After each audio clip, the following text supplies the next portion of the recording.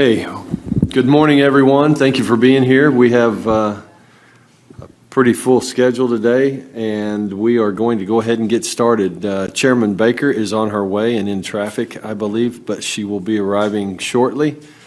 So we've been instructed that it is A-OK to proceed as we see fit. So we're going to go ahead and get started on School Safety and Bullying Prevention Act this morning. One of the things that I would say is that as we go through this, we'll try to monitor time for everyone, and as we will stick to the schedule that is prepared so professionally by our presenters today, and I will be the one that monitors that. So as we get close to the amount of time that you have been allotted, I will give a countdown of 5, 3, and then give you a fist, and that means your time is basically over. We're not going to just like turn your mic off, but we're going to just try to be conscientious of the time and make sure that everyone that's scheduled to present gets to do so. So without further ado, I will turn this over to our presenters today, Representatives Rosecrants, Hill, and Pay. Thank you, Mr. Chair. It's great to be here with everyone. Thank you so much for attending. This began, as I noted, with me and Representative Rosecrants, and then we discovered Representative Hill had followed a very similar request. So in the spirit of collaboration, we all wanted to join together, and that's how we came up with this agenda. We do want to thank our respective LAs, just sitting right here, Aaliyah, Reagan, and Montana. They organized the folders, the agenda, the whole shebang. We could not have been here today without their assistance. I think it's You're quiet usually, but that's real quiet. How's that? Okay, there you go. that's a big difference. I appreciate it. Yes. So again, thanks so much for everyone for attending and watching online. And once again, this began as an interim study for me and Representative Rosecrants because this is an issue we've been working on for a number of years now. And then we found out that Representative Hill had followed a very similar request, and we decided to join together. And we do want to thank all our LAs, Aaliyah, Reagan, Montana, for all their hard work in getting this agenda put together.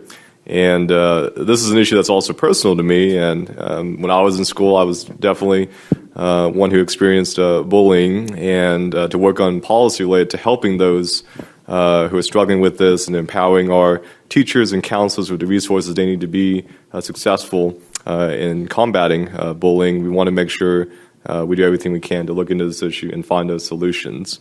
And so with that, I'll hand it over to Representative Rosecrants for any introductory remarks. Thank you, Representative Pay. Thank you all for being here. See a lot of familiar faces. I know it's early in the morning and the traffic was crazy. I actually was here on time, so it was kind of a rare thing. But yeah, like Representative Pay said, we've been working on this for a little while. Even a bill came through our hard work.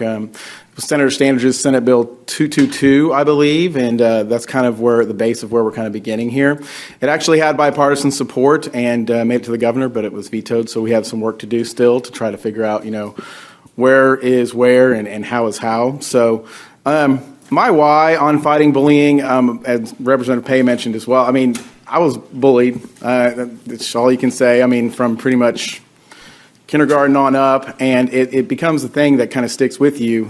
So as a teacher, I was known as kind of a chill teacher, but there was one thing I wasn't chill on, and that was bullying. Absolutely, you made my little black book, and honestly, I tried to figure out, not just to stop it, but also try to figure out what was causing it, even though I'm not an expert. They put a lot of hats on us as teachers, so I kind of became an expert, but it was one of those non-negotiables, and so I learned a lot. Like I said, parent-led bipartisan legislation from 2021 is kind of why I came together. And then Representative Hill also took an interest in this, and he's worked well with us before, and so I'm really kind of excited to have him on board as well. I'm just looking for a robust discussion, and I want to move it past the discussion phase, honestly. So that's where this study is for me. I know that we are gifted when it comes to being in the legislature, but we also listen to our constituents, and this is a big issue in all of our constituencies. So I just want to also say that we have Katrina Heim on my part here. She is actually from Norman Public Schools. I'm a Norman resident, and I represent Norman. She is the head of counseling and advocacy of Norman Public Schools, and she's going to kind of detail what Norman does, and we can kind of go deeper than that because she has some other ideas. So thank you very much once again for everybody being here, and I'll turn it over to Representative Hill. Good morning, and thank all of you for being part of this. My angle on this, a little bit different. You know, I don't operate in the education space typically. More of a workforce guy. Where this hit from me is very close to our home in Mustang, with the loss of Jot Turner, and also with the loss of 5 other children over the last few years. And I believe we can do better. I think we can do better as a society, and I think we can do better as a state. And so I think there's solutions ahead of us. I just think they're always difficult. And I believe they always begin with a conversation. And so I appreciate my fellow contributors in this, because I believe there's a path if we're willing to walk it out. So thank each of you that are also contributing today. We truly appreciate your voices. Mr. Chairman.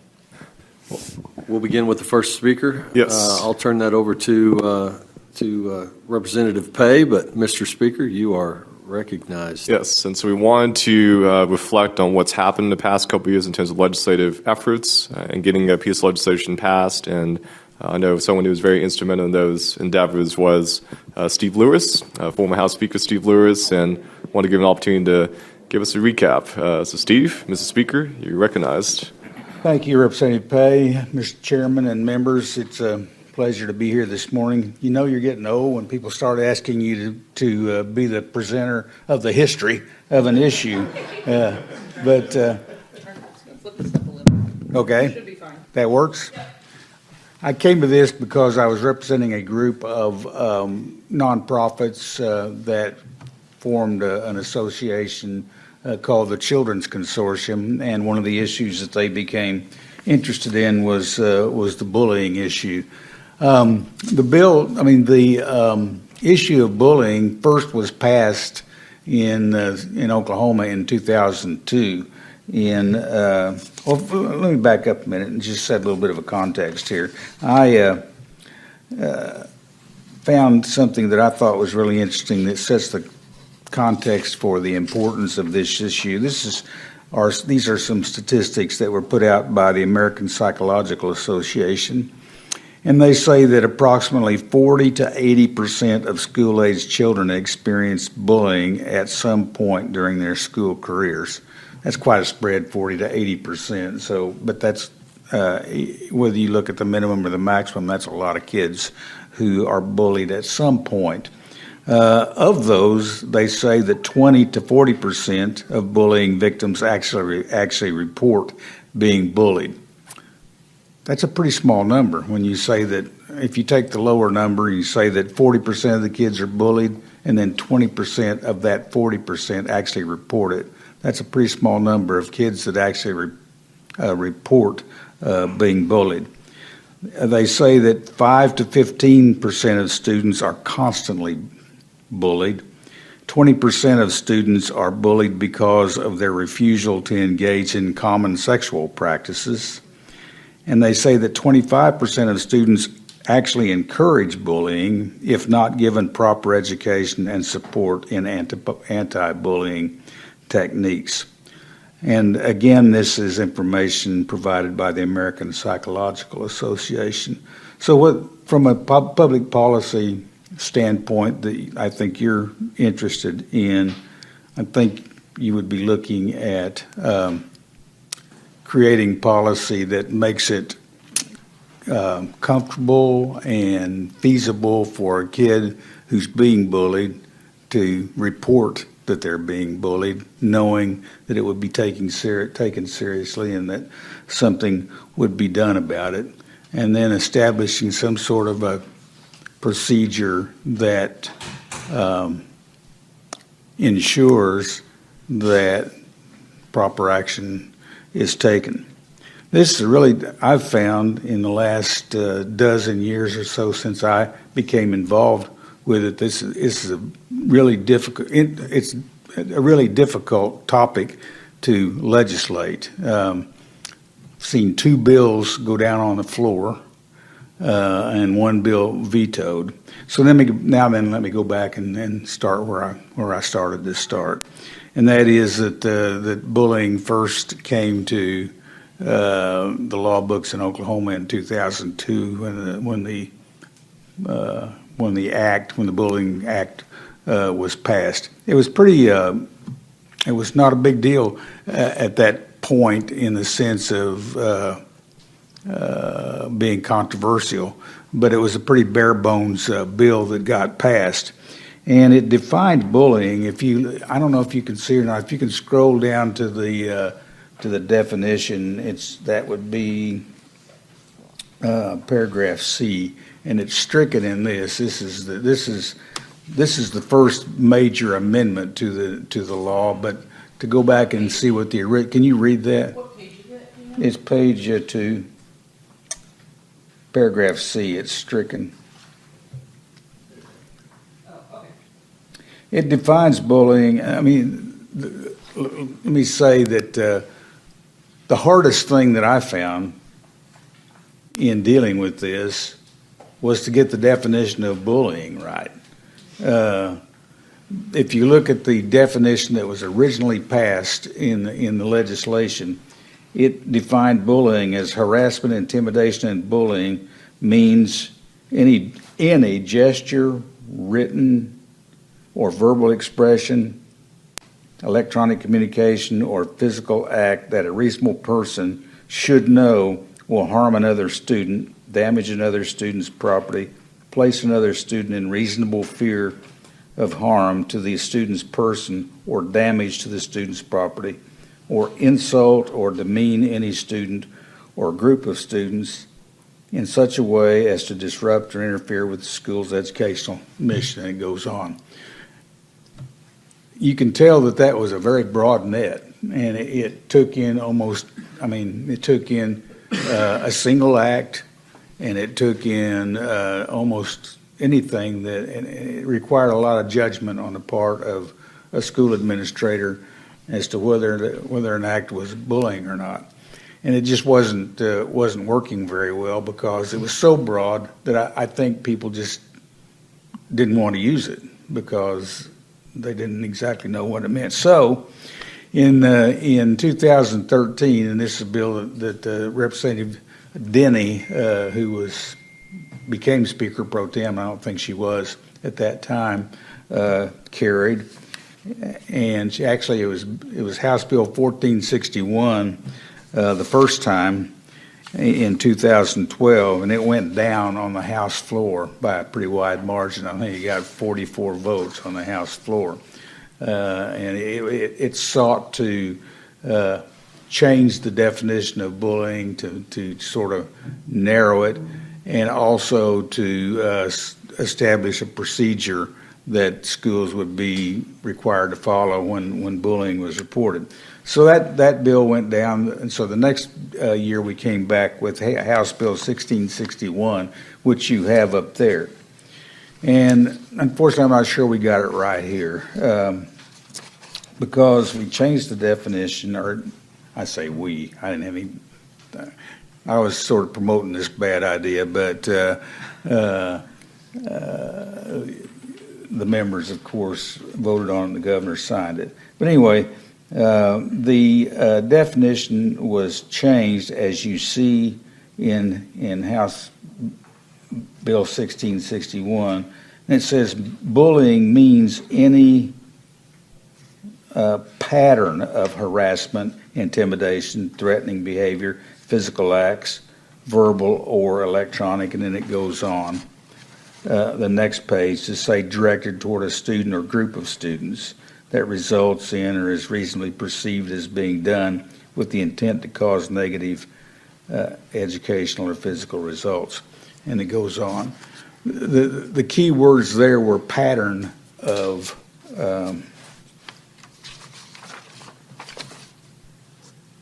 let's see, pattern of harassment, intimidation, etc. Well, that created problems too, because how many acts does it take to make a pattern? Is it 2? Is that a pattern? Is it 3? Is it 5? And this is the law. This is current law. This is what exists today in the law. So to fast forward to Senate Bill 222, which was introduced in 2021. So we have a period there from 2013 to 2021 where there really, to my knowledge, was not too much of an attempt to deal with the definition of bullying. And if we have time, I'll go back and talk a little bit about some of the procedures that were provided in 1661. But we'll skip over that for a moment. So in 2021, we are the group I was representing, and others, not just us. There were others involved, and possibly part of our problem here too was that I don't know that we involved the educational community as much as we should have, and I have a sort of a bias on that, or not a bias, but an opinion. Of all the things I find that of all the things that the education community has to be concerned about when it comes to public policy, this issue of bullying doesn't rate very high on their list when if they're talking about what are we going to do this year in regards to education policy. And so I hope that if you all decide to try to work on something next year, that it can be done more collaboratively with the education community, because when we were dealing with it before, it was more like, will they let us do this? Are they going to come in and tell the chairman this is a bad bill, or make it not get heard? And that didn't happen. I think there was a lot of collaboration that did happen behind the scenes. But anyway, 222 basically is an adaptation on the definition of bullying, an adaptation of the CDC definition of bullying. And it says you could put Senate Bill 222 up on the board if you is it, you got it up there? Okay, I can't see it. It says bullying means any unwanted aggressive behavior committed in person or by electronic communications directed toward a person, toward a student or group of students that results in, it keeps the same language, that results in or is reasonably perceived to be as being done with the intent to cause negative educational or physical results, etc. And then paragraph B there says that is repeated or is highly likely to be repeated. So that's as close as we were able to get, or as the authors of this bill were able to get. I take too much ownership in this. I got to get over that. But as the legislature was able to get in trying to find this proper balance between a single act, which most people agree probably should not be considered all standalone by itself as bullying, and requiring some sort of pattern that is undefinable. So this says that is repeated or is highly likely to be repeated. Now that requires somebody's judgment too. I mean, how do you know if something is highly likely to be repeated? But this comes from the CDC, which one would have to assume there was quite a bit of research done on that. This bill actually did pass, and then it was vetoed by Governor Stitt, and I've got his veto message up there. And basically, his veto message says that we made it too broad. That when we took out pattern and said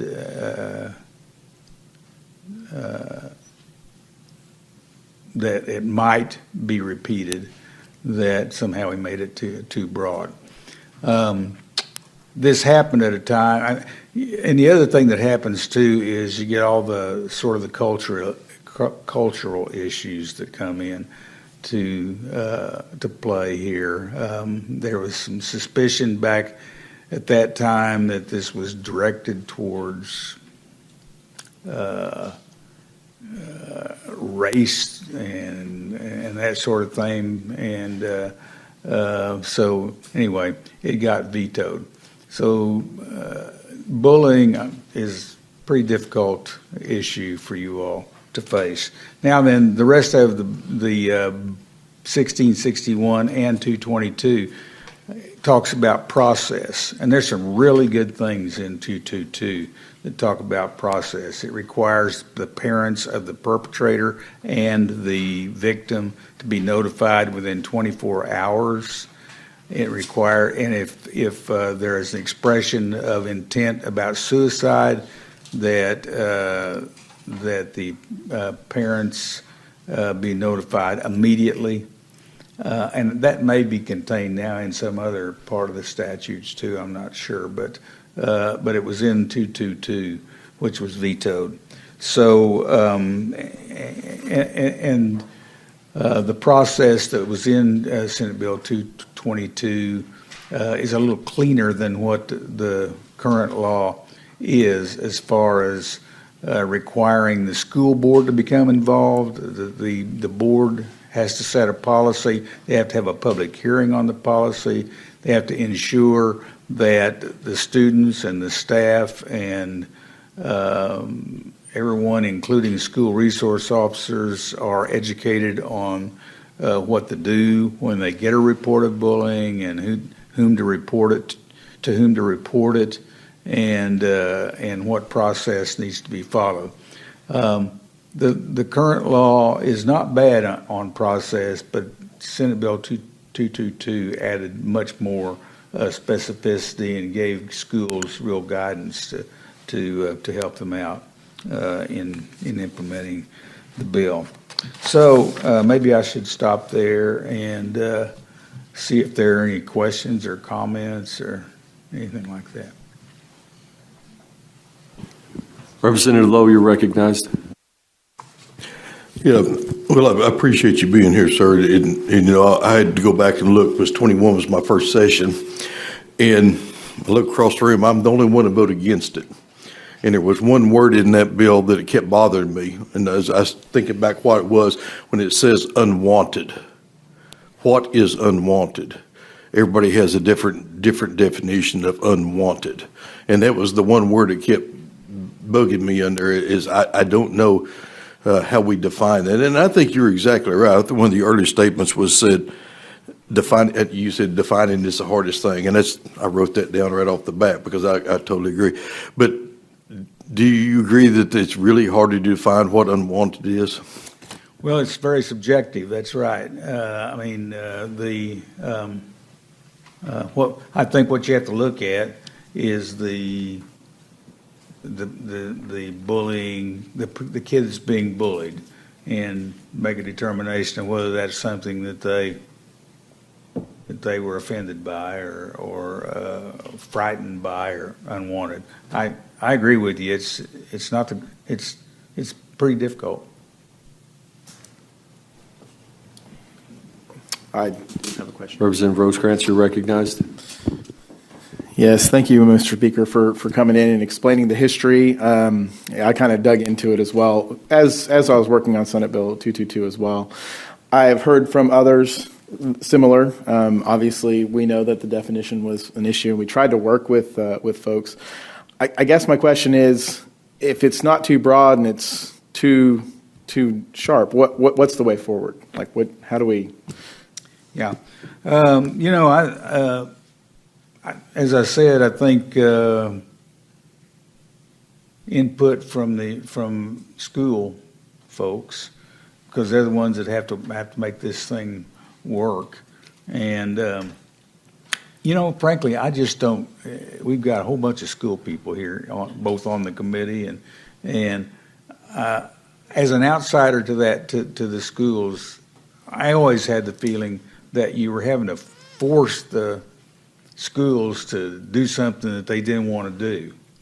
And I don't know if that's true or not. Because I just felt like there's the attitude of some that, hey, it's part of life to be bullied, and you just have to deal with it. And if we make it too easy on people, they won't toughen up and be able to be good adults. And you get that feeling, and then you also get a feeling that, hey, I've got 16 different things to do before 8:30 this morning, and one of them doesn't need to be having a meeting of the bullying committee to decide what our action ought to be on something. And so I don't know what to tell you, man. I know it's a difficult issue, but you lose kids if you don't get it right. And I'm not sure that we've got it right yet in the state.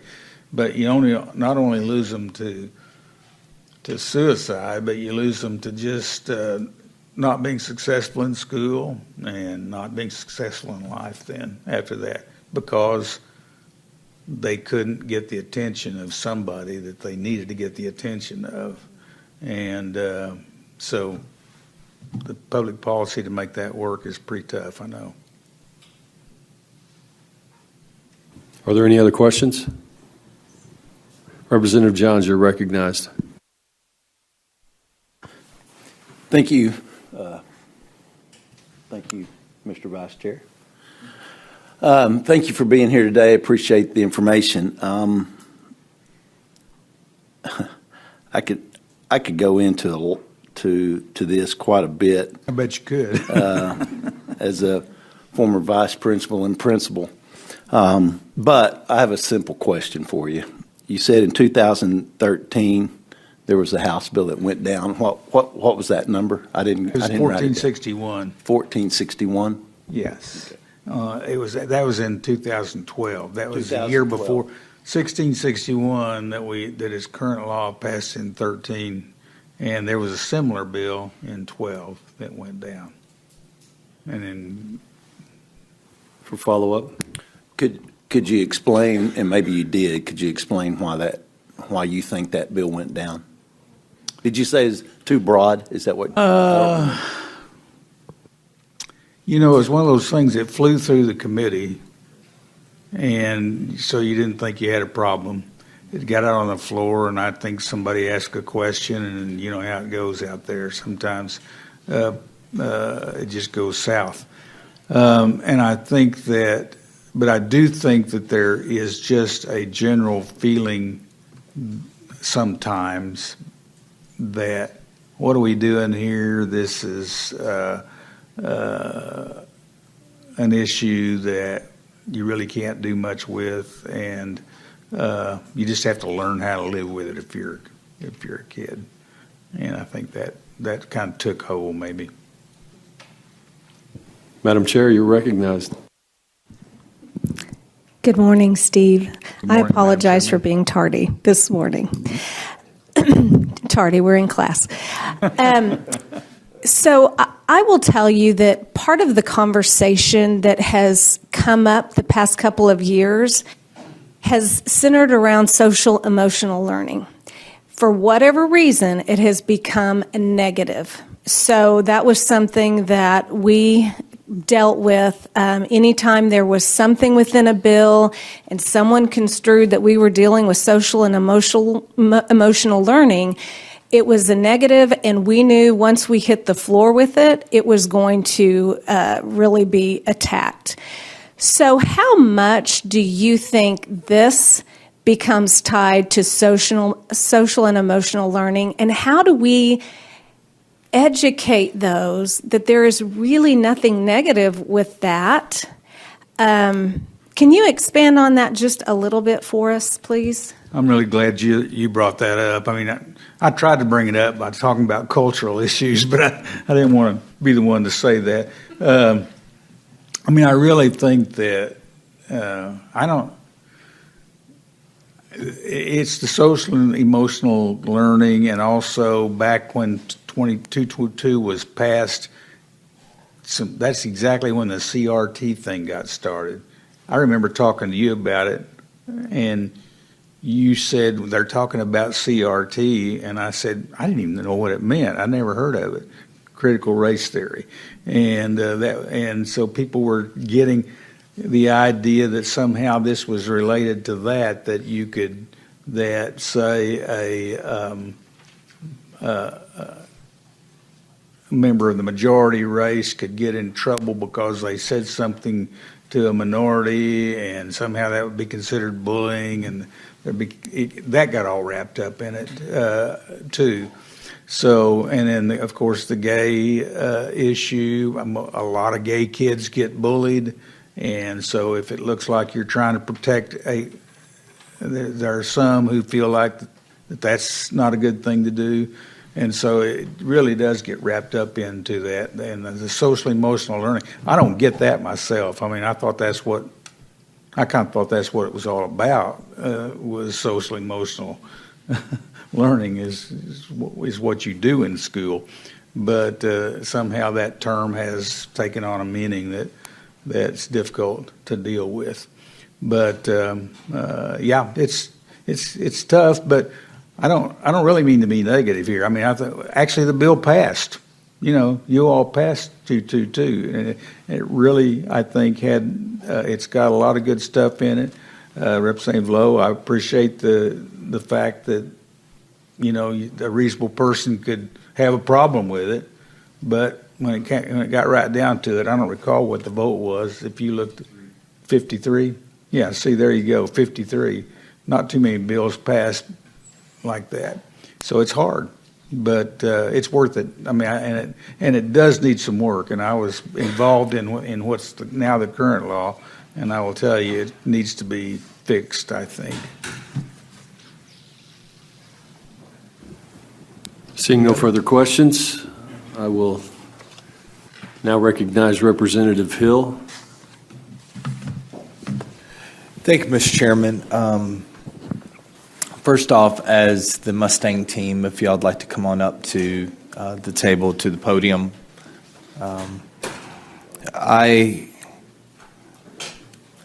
here specifically today because of a young man named Jot Turner from Mustang High School, who was thriving in all accounts, and relentlessly through social media was bullied to the point where he felt he had no other options and took his own life. His mother, Misty, who I find to be a champion, has met with me, talked with me multiple times, and as my commitment to her and to our community, believe this was a starting place to hopefully find good in a really bad situation. And that is, I know, her heart, and I know it is the heart of our community. And so today I have some amazing champions here who work throughout the Mustang school system. I'm going to allow them to kind of describe what they do, but from what I can tell, they seem to be an anomaly in our state. And I personally believe if we had more like them, more funding put towards it, I believe we could save some kids' lives, is my theory so far. Once again, workforce guy, I get it. Education is not my traditional space, but I am a dad. And the thought of a child my daughter's age feeling he had no other option, I just believe we can do better. And I know it's not because teachers or principals or administrators, it's not that. We've got great people that care. I just think we need to do some additional supports, seems to be my theory. So I'm going to shut up now and Good morning. Just go ahead and start. Thank you. Morning. My name is Heather Wiggins, and I am the Director of Student Assistance for Mustang Public Schools.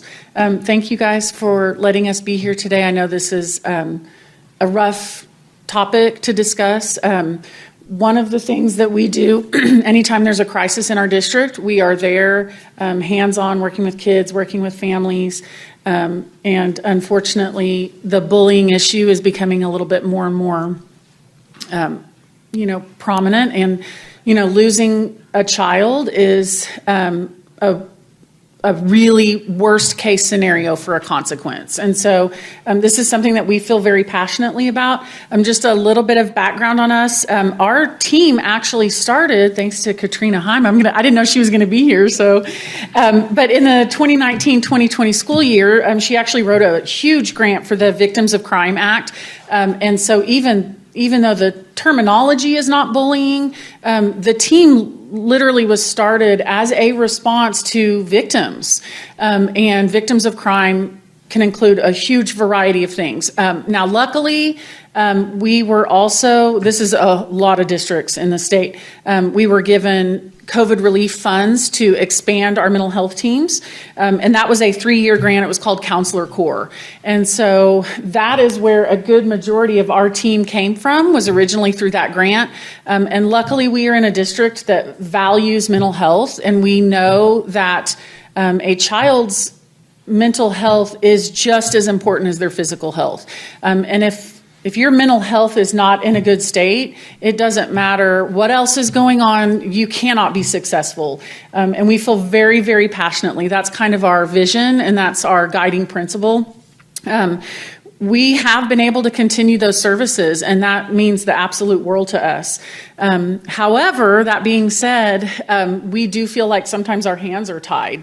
There's only so much we can do. And we spend a lot of time responding to things, is what it feels like, right?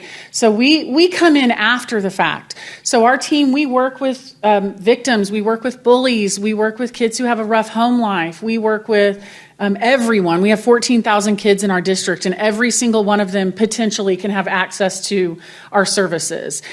So my team's going to talk generally about what we do in our district, but I also want you guys to look at it through the lens of bullying, if that makes sense. So they're going to talk a lot about behavior programs and just kind of an umbrella, but a lot of those services that we offer are a response to things like cyberbullying, harassment. I understand from a legal perspective that it's hard to define things, and typically the definition in law, the definition is the crucial point. So even in school districts, sometimes we don't even know how to define bullying. Like, we're not even always, I was an assistant principal, so by the way, that was my background a little bit, and I'm on year 24 in public schools. So even after 24 years, I don't even always know the definition of some of the things that we're talking about. So we call it all kinds of things. We call it harassment. We call it bullying. We call it, inappropriate behaviors. I mean, you can call it whatever you want, I think. But at the end of the day, we are all charged with taking care of our children. And taking care of our children is taking care of our future, because they're going to be around longer than all of us in this room. And so if we have not given them some of those tools, then a lot of this is for nothing. So they're going to talk more specifically about what this program looks like, but I wanted to give you guys kind of an overview of kind of how we see things. So I think Cody Kaiser's going to go first. So go ahead, Cody. Good morning. My name is Cody Kaiser. I'm a licensed professional counselor with the Mustang team. I used to be a school counselor before I became a licensed professional counselor. I'm going to spend a few minutes kind of defining how these are two separate roles. When I was a school counselor, sometimes I would get asked, why does a school need a mental health team if they already have school counselors in place? Yeah, thank you. There we go. One response to that is that they just have two completely separate roles. I'm going to spend a few minutes, like I said, kind of going over the differences between the two positions. In schools, we look at a lot of our programs as part of a three-tiered system. On the screen, we have Tier 1, Tier 2, Tier 3. Tier 1 programs are designed to meet the needs of all students in schools. Tier 2 programs are targeted towards 10 to 25% of the students. They might include things like small groups or meeting with students who have more generalized needs, maybe the whole student population doesn't have, but a group of them does. And Tier 3 is typically around 3 to 5% of the students in the school. Higher needs students, it would include things like mental health counseling. Next, if you can, thank you. School counselors provide a Tier 1 support.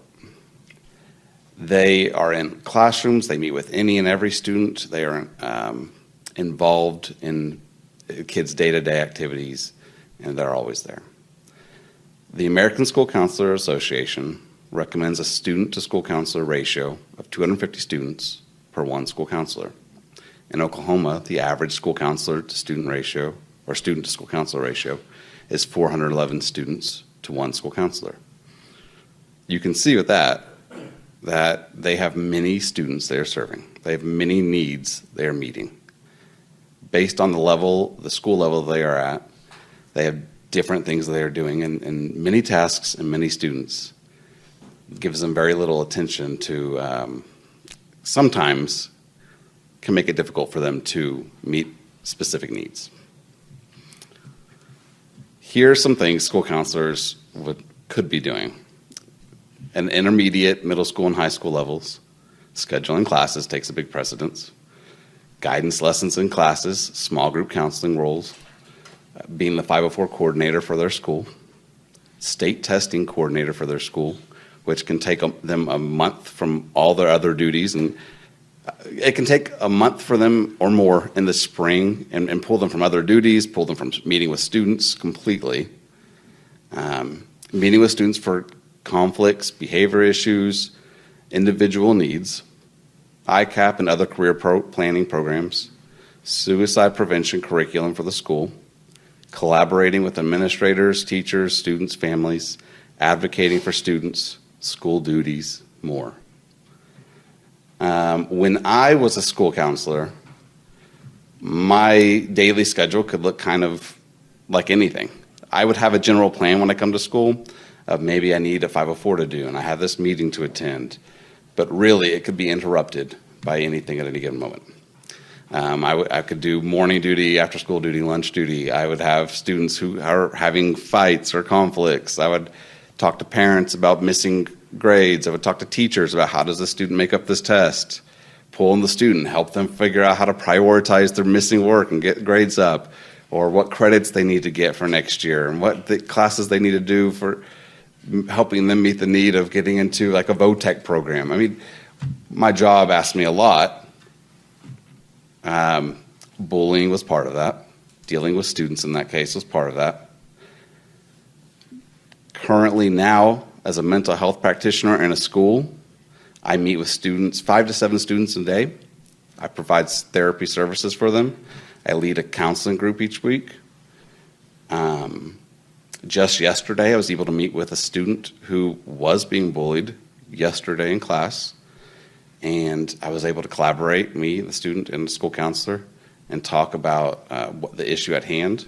The school counselor was able to help and kind of take up the lead on that, and I was able to keep on going, providing therapy services for students all day. It can be a tricky subject. I was a student who was bullied in middle school. I am where I am today because of the supports I have with my family and friends growing up. But that's part of the reason I do the job I do. My coworker, Jay Miller, is next. Good morning. I'm Jay Miller. I'm a licensed clinical social worker. So he talked a little bit about what the school counselor does. Our roles are different. We're the mental health team. Our time is going fast, so I'm going to just start talking really fast, even though I wrote slower on my paper. So we are a team of 8. We serve 16 schools, which is about 13,700 students. Our credentials are different than those of a school counselor. On our team, we have licensed recreational therapists, licensed clinical social social workers, licensed mental health counselors, and a licensed alcohol and drug counselor. So we are, and before coming to the school system, many of us worked in clinical settings. So we have the credentials to work, to be a therapist outside of school. We worked in inpatient facilities, some of us child welfare, but we've brought our credentials and knowledge to the public school setting, which obviously I think is wonderful. The primary thing that we do is group counseling, individual counseling, and some whole group lessons. When I say that we do group counseling, that looks different at different ages. That's about 3 to 8 kids with a similar need. At the elementary level, that might look like social skills. The middle school level, self-esteem. The high school level, drug and alcohol counseling. We do individual counseling with students. That can be everything from victims of physical assault, kids that are coming from broken homes, kids that are dealing with bullying, or perhaps they've been the bully, and so we're digging for those needs that are what's going on behind there. So we really feel like we're helping that issue. We also are on the district crisis team, so when there's been a loss within the district, we respond to that. And I'm going to pass it on to Maggie to talk about more of the collaboration. Hi, I'm Maggie Maples. I'm a recreational therapist. I'm certified and licensed through the state of Oklahoma. I was going to go through all of these awesome programs that our district offers, but as we're running out of time, I just want to address a little bit specifically how admin and teachers are supporting mental health. We as a district really value our team and the services that we get to provide. We feel very supported in our roles, which is great. Teachers and admin are constantly coming to us asking like how we can help. They're working with us. We're getting to go into classrooms and push and give them suggestions on how kids can be more successful based on their behaviors or their needs. My role is really unique in the scheme of our team. I get to go to a variety of schools and work in a variety of these programs that are listed here. So I'm doing a little bit more and seeing things in a huge from a bigger perspective. I get to see individual kiddos. I get to see smaller groups. I get to see drug and alcohol reinstatement kids who have gone and been suspended for long term. I'm getting to see things in a way that show us why these programs matter and that show us how these programs are helping kids who may be getting bullied. A lot of the kids that I've just seen in the last week or so have come to me in a session and expressed something that was said in class to them that day that hurt their feelings. Like, it is it's just a constant circle that we're constantly battling and fighting. There are kids coming to us week after week, sharing things that are happening in their lives at home and happening at school. And we get to be a part of helping them now so that hopefully they may be getting bullied now, but we're helping them work through that so they're not bullying other kids moving forward. So we look at these programs and we think, okay, you're already doing all this. Why do we need more? Well, the more that we can help kids who are hurting now, we get to prevent kids from hurting more kids later. And then, like Representative Hill keeps saying, we're helping kids not make those choices that ultimately take their life or do things that can't be undone. We're super thankful for the chance to get to talk to you guys today. We had lots more to say, but hopefully we helped you kind of see what the benefits of a mental health team can look like for districts and for schools. Thank you. Thank you for your presentation. We appreciate it. Sorry about the time limitations, but okay. Q&A has been reserved for the end, so I'm going to go ahead and allow the next speaker to begin, and I'll go ahead and recognize Representative Rosecrants for that introduction. Thank you, Mr. Vice Chair. So I didn't know that there was an interconnection there too, and that Katrina has done all this stuff. But today, and we have from Norman Public Schools. We're very blessed to have her. It's Katrina Heim. She's the Director of Counseling Advocacy. She's going to help us understand how to encourage community partnerships, and she's got some really great outside-the-box ideas, and we're going to just let her go. Thank you so much for being here. Thank you. Thank you for having me. Yeah, I was really excited to be able to see. This was the brainchild, and then I left Mustang and went back to Norman. in the Director of Counseling position, and so I'm rebuilding it at Norman, which is great. So yes, I have the whole time everybody's been talking, all these ideas are popping in my head on things that I want to address and discuss. I will say that as the Director of Counseling, also I'm the bullying prevention coordinator for the district, as every district must have one. And so a couple of years ago, we addressed the fact that we needed to update our policy, and we did pull together as far as initially with administration across the district at all levels, excuse me, and start working on adapting our old and bringing in some new ideas for our new policy. Recognizing that as we kind of came to an end result, which is in your packet for you as well, of what our current policy is, not only did we need to update that policy, but then move forward and meet with students on what do you think you need to see in this policy, or what are you seeing at school that we need to address, and then meet with parents on what is it that the problems that you see with bullying policy. And I will say, first and foremost, no one understands what bullying is.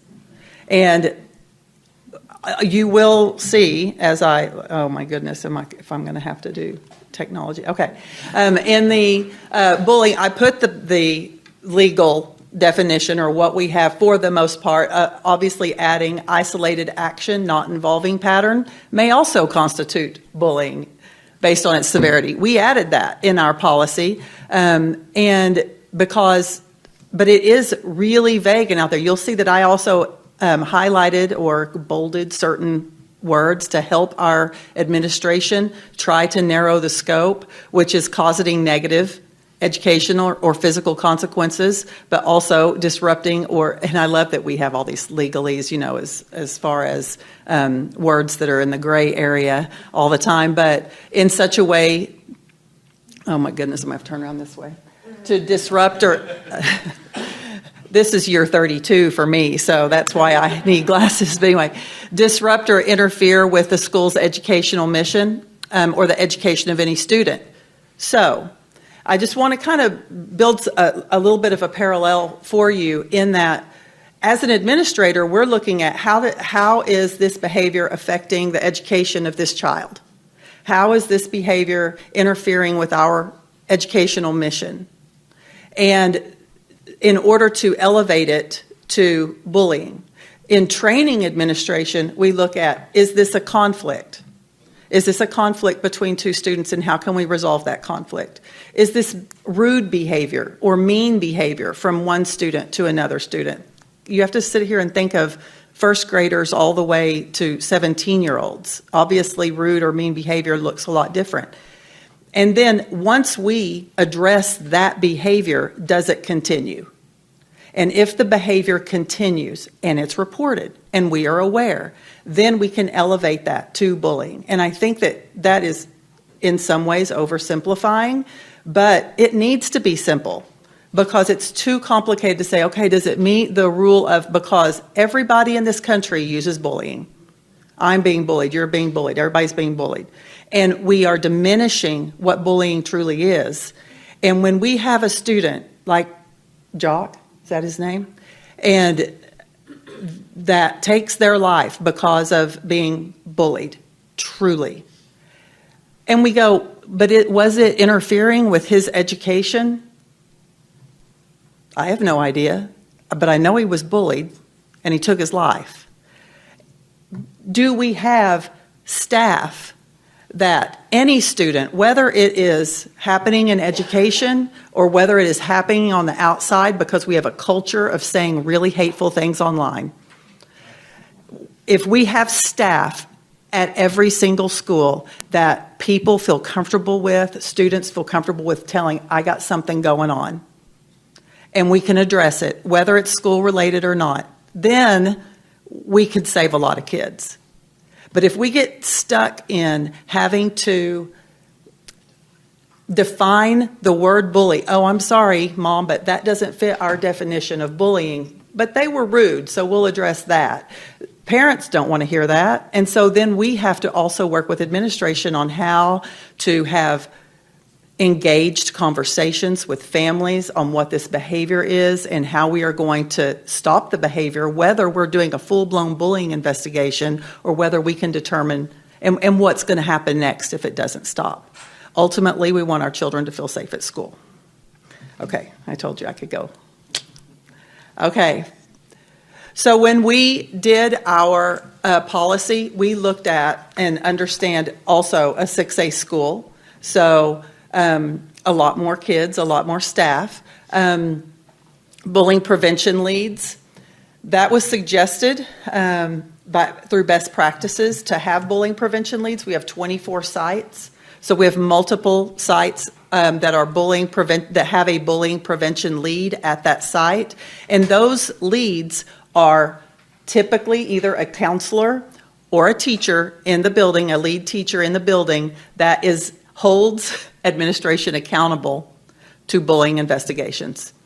If a teacher goes to a principal and says, I think a student is being bullied, then they have the right to know if an investigation has taken place. And there is someone else that's saying, okay, well, this teacher came to me, and this happens through the Safe Schools Committee. They would be a member of the Safe Schools Committee. I was asked how many bullying investigations have been done this month. And if it's 0, then we know that it didn't follow through. And then we can move on and address why there wasn't a follow through or follow up with why there wasn't an investigation into a report of bullying. So this is an accountability piece, understanding that it doesn't always work out well, because sometimes if the principal is my evaluator, but I'm also the one holding them accountable for bullying reports, that there's not equal power right there, and so that can be complicated. So we have to make sure that we're very clear in training with principals and teachers on how to identify bullying, but also how to report it, and that there is an accountability system in your building to ensure that those reports are happening. Reporting. Sometimes people just don't know where to report, how to report, don't feel comfortable reporting. We are very clear that also if you feel like it is bullying, use the B word. Say it is bullying, it will be investigated as bullying. It may be unfounded. We may be able to explain why. That doesn't mean there's not a response. That doesn't mean that there's not follow-up. That just means that it may not meet the criteria of bullying. However, there still may be consequences for the behavior. But it has to be clear. You have to have one-stop shop. And I know that we use See Something, Say Something, and our Norman Police Department does an excellent job of anything that is routed from Norman Public Schools, and that makes it easier for us as well, because we have one school district and one police department there that can, when we use See Something, Say Something, they send it and forward it to administrators so that they can investigate that information. But any member of our community can report bullying through Crime Stoppers, which is See Something, Say Something. And we have links and QR codes everywhere for that, as well as how you would report any incident at any school site for students. Investigations, we had to put together exactly what that investigation would entail and look like for each principal. That's another time-consuming, can be, element to bullying investigations. But I will say the most difficult part is tracking. Because let's say that we have identified that a student is being bullied, but we cannot isolate where the bullying is coming from.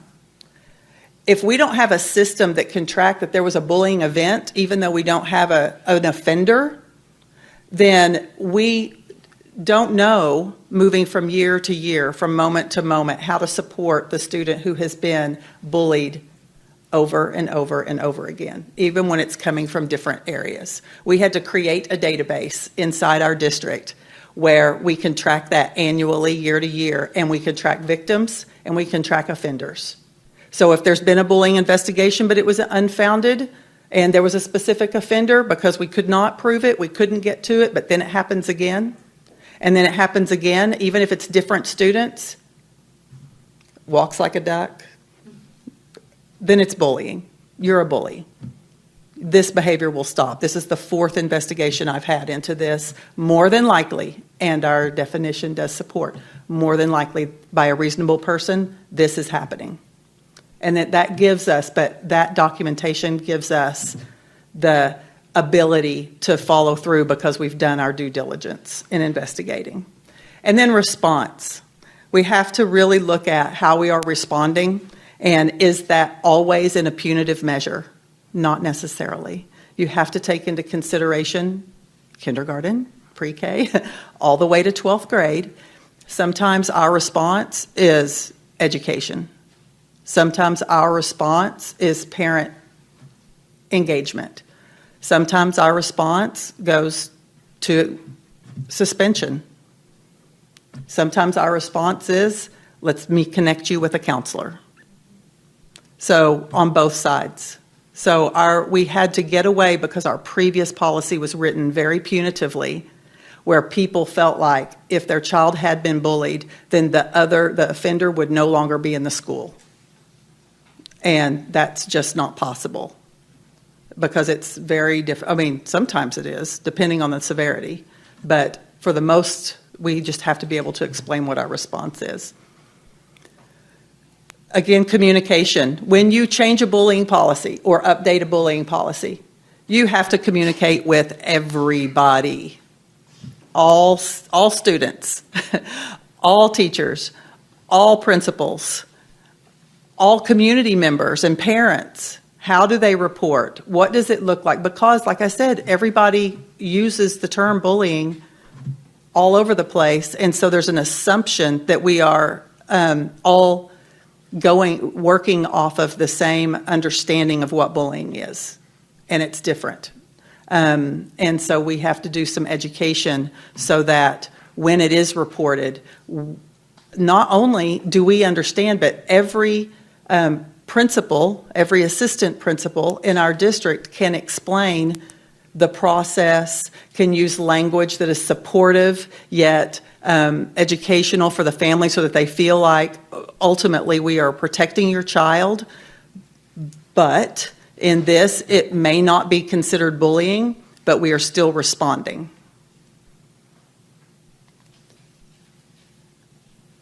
I kind of went through that, so I don't really need to go over that again. So this is the last thing, and I've gone over these as well. A lot of training. That's a lot of time. I respect Mr. Lewis when he said, that on the hierarchy of education, this isn't as high because, we're teaching children. Education is important. We're trying to get them to the next phase of their life as far as math, language arts, science, social studies. I appreciate Heather when she says, you have to, you have to Maslow before you can believe, that one. Anyway, but you have to address their emotional needs or they're not going to be able to learn. However, this takes so much time, and it's not a one shot. It is annual. It's all the time. It's always teaching people. And so we have done the work, hopefully, and we will continue to do the work to narrow the scope of what bullying looks like for us, and so that we can communicate with parents in an effective way. The other piece of that is to be able to have mental health staff at our sites, to be able to have enough school counselors to where students feel comfortable that they do have someone, especially at our high schools, that they can go talk to with whatever they're struggling with, so that we can respond to those mental health needs, whether it is bullying by definition or something else. So, what more? I think I'll get off my soapbox. But I did include our policy in there, and you will see that we have a hefty piece built in on the Safe Schools Committee and the role of the Safe Schools Committee at each site. But then also we built in what a response could look like for students through an investigation. I will say this as well. On the previous policy, where it was a 24-hour turnaround, I have an opinion. Absolutely. Our policy says that for a victim, you have 24 hours, or anyway, we say immediately or as soon as possible, contact the family. On the offender, as a former assistant principal as well, I would like to be able to do a partial investigation prior to talking to someone and letting them know that I'm actually investigating them as a bully. So we put in a range of within 3 days so that we could have time to get incident reports, witness statements, look up, find evidence to determine if we needed to even move forward. You call a parent and say, I'm investigating your child because they're possibly going to be a bully. Stuff's going to get locked down pretty darn quick, and you're going to have a really hard time trying to prove anything. So we put a range in there to give flexibility for administration to do the investigation prior to necessarily alerting the potential offender. Thank you. Thank you for your presentation. I will now recognize Representative Pay for the next speaker. Thank you, Mr. Vice Chair. And so before we conclude the interim study, we thought it was very important to remember the why of what we're doing. And I appreciate from Mustang's team the sentiment that taking care of our children is taking care of our future. And so earlier this spring during session, Representative Rosecrants and I were contacted by Ben and Melissa McAllister, who have been advocating for those students who have been bullied for a number of years now. And so we wanted to provide this opportunity for them to share their story about their son, Hayden. And so, Ben, Melissa, you guys are recognized at the podium now.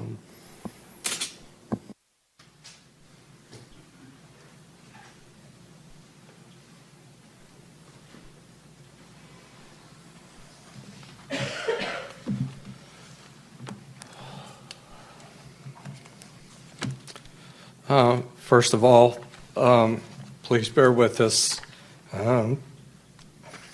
This is still raw for us, and it will continue to be raw until we meet Hayden again. I would like to thank Representative Rosecrants, Representative Hill, and Representative Payne for allowing us to come in this morning to put a face together to the tragedy that a lot of these families are going through and will tend to go through for the rest of their lives. I'd like to read something that the athletic director at Crossings, where Hayden attended, he had known Hayden since he was 5 years old. And this is what Sean Shank said. Hayden, also known as Haybale, also known as Harold, also known as Big H, the gentle giant, was caring, kind, intelligent, funny, competitive, gentle, loyal, eager to learn, humble, coachable, selfless, dependable, a peacemaker, always smiling, full of life, a great friend, a great son, and a great brother. He was a great, he was a great cheerleader and loved to see his teammates succeed. He was the Barnabas, a great encourager. He would stand up for and defend his teammates, friends, and for those who may be overlooked by others. There were no invisible people to Hayden. He saw everyone as an individual. Hayden saw everyone and loved the Lord and wanted others to know Jesus so they could spend eternity in heaven with Christ. Not a day goes by that I don't think about him, and he always puts a smile on my face and a tear in my eyes. I miss him every day, and again one day I will see him in heaven. Hayden was our gentle giant. When he passed away, he was 6'3" at the age of 15. And he was going to be starting on the varsity basketball team at Crossings this past year. But we lost all that on March 10th of 2023. At 6:45 p.m., my daughter went down to Melissa's parents' house to go get him. 2 minutes later, we received a call from our daughter Claire saying that Hayden was on the floor and was not responding to her. I immediately ran down to the house, started CPR. About 5 minutes later, fire department arrived. They put the electrode monitors on him, and they looked at me, and they shook his head no. And that's when we lost Hayden. But with Hayden's death, there has been good to come out of this. And that was the question we continue to ask ourselves, our ministers, our friends. What good is going to come out of this? Here are some of the things that Hayden has been part of an influence, and this is part of his legacy that continues to grow. Wyatt, his best friend, made the varsity basketball squad last year. Reed, who graduated 2 years before Hayden, after Hayden's service, he texted me. He said, "Mr. McAllister, I've decided to try out for the OU basketball team." 2 weeks later, I received a response back from Reed. He said, "Ben, I made the OU basketball team as a walk-on." Asher, one of his great friends, will text his phone every month saying, "I miss you and I love you." Another Asher called me during dinner one night and asked me, "Mr. McAllister, I have a friend who is talking about taking her life tonight. What do I do?" I spent an hour and a half on the phone with this young man who had the courage to call me and ask me how to save this girl's life. And today she is safe. Connor, another friend, wants to be a counselor after he graduates from college so he can help teenagers to prevent another Hayden. Spencer, he is running in the Chicago Marathon later this month in honor of Hayden and to bring suicide out in the open. His classmates wear special basketball uniforms during special events with Hayden's name on it, so his name is never forgotten. Hayden was the glue that held the class together. We've had several people, several girls, several boys tell us that Hayden was the glue. He held this class together. Hayden had no boundaries. If you were small, if you were big, if you were black, if you were white, if you were poor, if you were rich, no matter what, Hayden was going to be your best friend. Everybody literally looked up to him and wanted to be with Hayden. The school made a special basketball locker for Hayden. And when the coach told me this, he said, "I have every boy on this team wanting to be next to his locker." Hayden was also the high five guy. You could expect high fives from Hayden every day, walking up and down the class hallways. if he saw a friend of his wearing a medal, he would go up to him and say, Meacham, what did you, how, what's this medal? And Meacham said, hey, we won first in state. And Hayden was so proud of him and would just give him a high five. Hayden didn't have to win everything or anything. He wanted to make sure that his friends were taken care of. When I found Hayden, his eyes were open, but I could tell by reading his eyes, saying, Dad, this was a mistake. Please bring me back. Our grief is never going to end. We're trying to turn the grief into something good.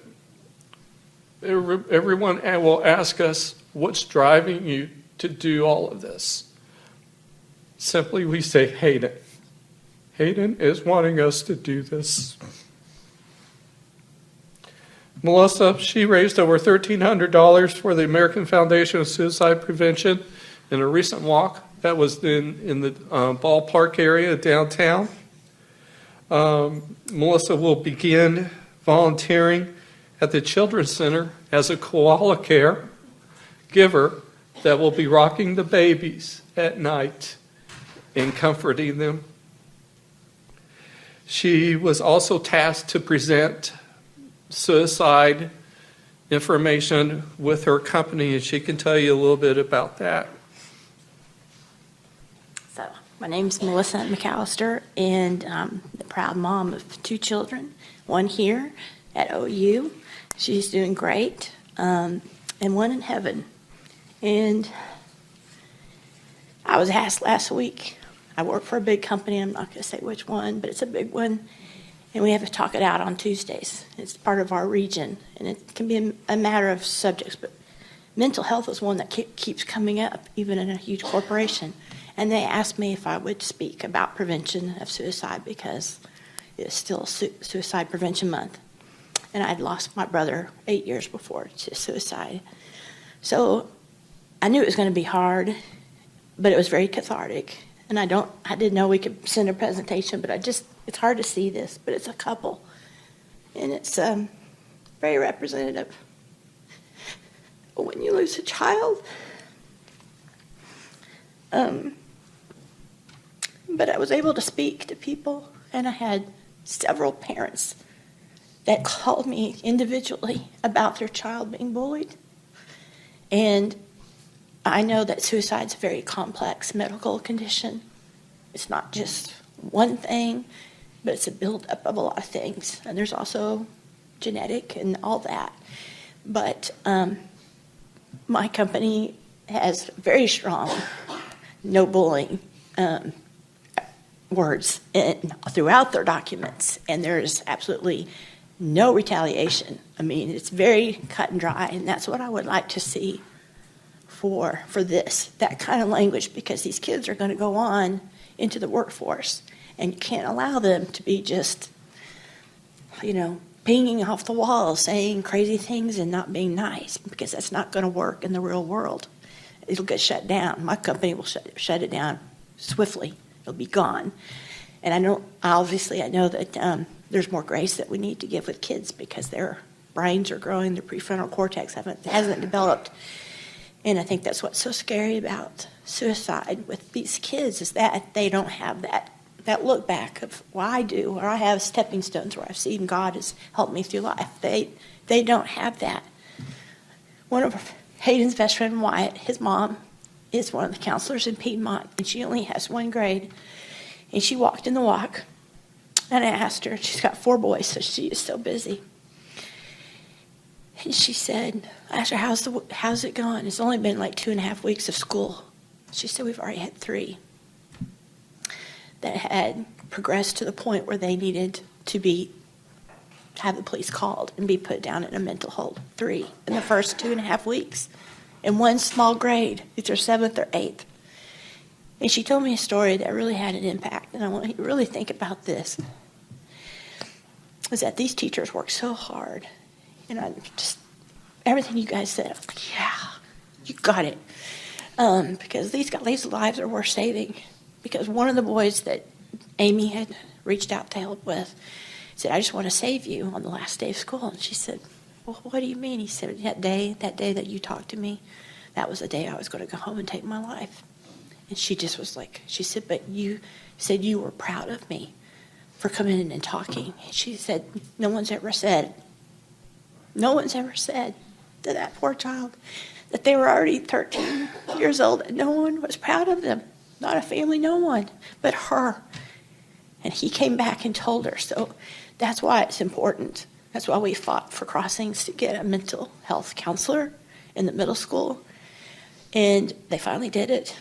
And they're doing small groups for the 7th and 8th graders. So I think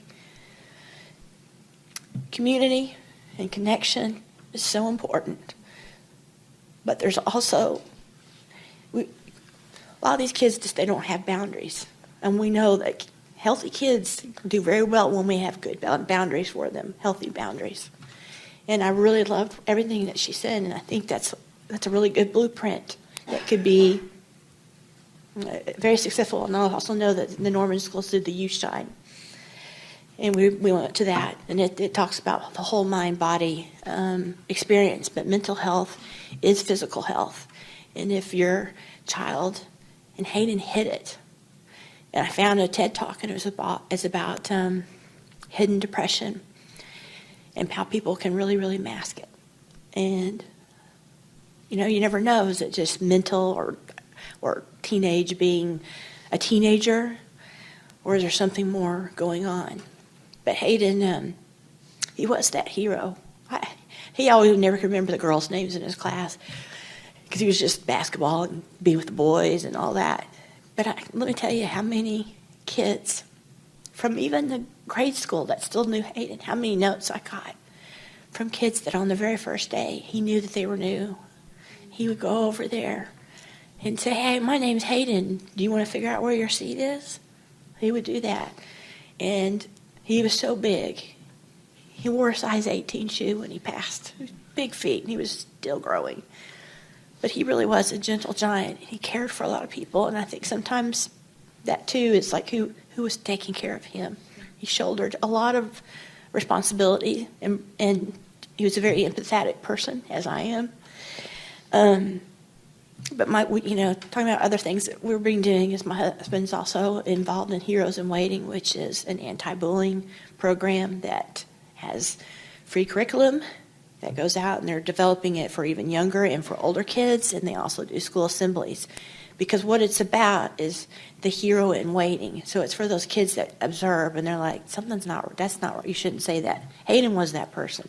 Hayden was always that hero in waiting, going, cut it out, that's not cool. What's wrong with you? What do we need to do? Do we need to talk about this? So it's also about working with the child that is bringing whatever their home life is. And I know that's we can't go in someone's home and be their parents. But I think as a society, we should love these kids and find out what's really causing that. But also to really listen to the child that's being bullied, because I know from our own experience that it is a repeated pattern. And unfortunately, I think maybe in private schools, it's not documented as well as it is in public schools. And there are repeat offenders. And they're the ones that just keep going after everyone. And it causes such a toxic environment. And I just hope that you guys can come up with something that really addresses in a loving way, in a gracious way, but also has a lot of grit. Because we're Oklahomans. I'm 4th generation. And, Oklahoma strong. Okay, well, let's be Oklahoma strong for these kids and take care of them and love them. But not put up with bad behavior, because that's right. They cannot learn if their mind is just constantly. We have PTSD from what we saw from our son. It's bad enough to see your child in a coffin, in clothes that you had just bought them 2 weeks before for a wedding. And I still have the shirt, and it's cut up from the back so they can put it on his body. Weird. He needed a more updated suit for today, and so we went to Dillard's, and I walked past, and you don't ever know when you're going to get triggered by something.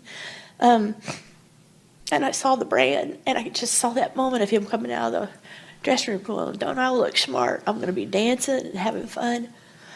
And then 2 weeks later, I'm looking at him in a coffin in that shirt. It's a real gut punch. We'll never have those future moments with our son. My daughter is like, I'll never be an aunt.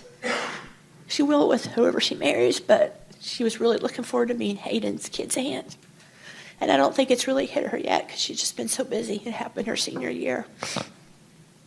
But it's changed me so much. I've been with my company for almost 27 years in sales. And I have a 5-year plan. I've never really had a 5-year plan because I'm always like, God's got my plan and he's guiding me through things.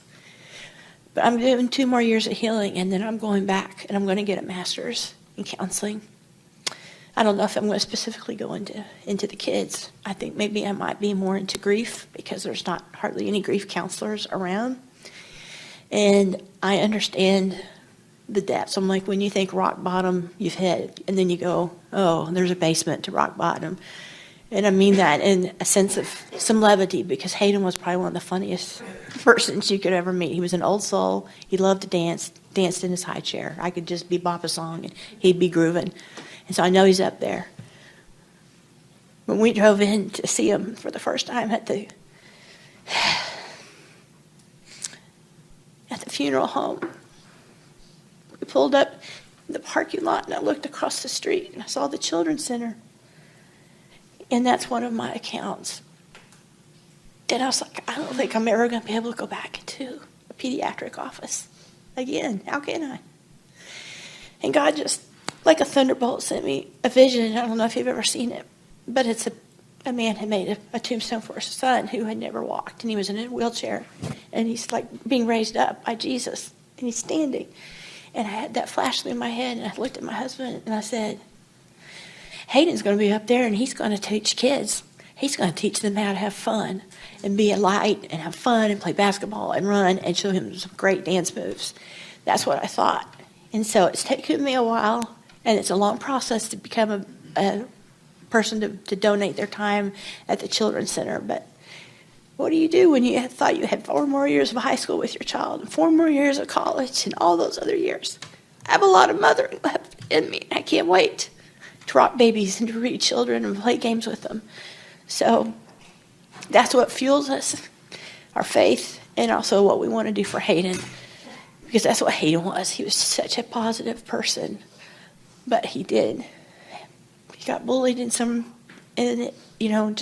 nitpick stuff. You never know what's going to be what brings you. But I thank you for your time, and I hope that you guys can get something really good on the books for all those of us that have lost a child to this. Thank you. I have one more thing. I grew up in Missouri. Show me what you're going to do. Melissa and I, we will support you 100%. We will do whatever has to be done to get this bill passed this legislative season. It has to be done. We're losing a generation. This is a crisis. It's a crisis that no one wants to talk about. It's dirty. It's ugly. But it has to be done. We need to save our kids. Melissa talks about her 5-year plan. I've started my plan already. I've become a softball umpire. I've become a football referee. So on Friday nights, I put my cap real down so no one recognizes me. But I want to stay involved with these kids. And I think Hayden's other message to us is to keep his friends safe and to keep all children safe. And that's the other driving point that we're focused on. And that's a promise that we've made to ourselves to keep his friends and other kids safe. Thank you very much. Thank you, Ben and Melissa, for the powerful reminder of why it's important we do this important work. And I believe we're just out about time. And so I do want to thank all of our presenters and speakers, all the members who are attending this morning. And we got some work to do on this issue. I look forward to working with Representative Rosecrants, Representative Hill, and the rest of our colleagues at the table. Back to you, Mr. Vice Chair. Thank you, Representative Pay. Thank you, Representative Rosecrants and Hill, for all of the information we were presented today. For the presenters that were here, we appreciate all of the information, and our condolences obviously go to the families of those that have been so affected by this. And thank you for taking your time and the difficulty that you did in presenting today. And we appreciate your words, and we'll move on from here. But our prayers are always with you and your family. Okay, we're going to take a 5-minute break for the next interim study, Representative Swopes, and we will begin in 5. Thank you.